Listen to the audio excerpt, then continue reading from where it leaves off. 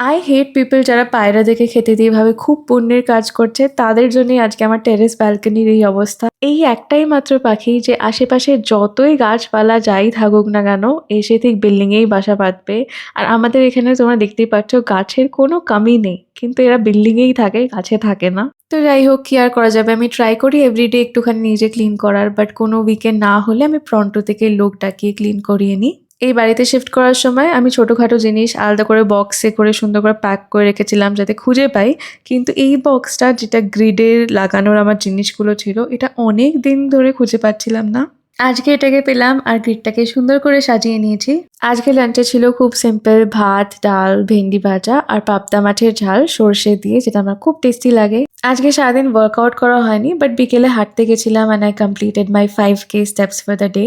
ডিনারে এই ব্র্যান্ডের সাওয়ারডো ব্রেডটা আমরা ফার্স্ট টাইম ট্রাই করলাম। এটা অনেক রকমের সিডস দেওয়া ছিল, বাট ব্রেডটা আমার একটুখানি হার্ড লাগলো।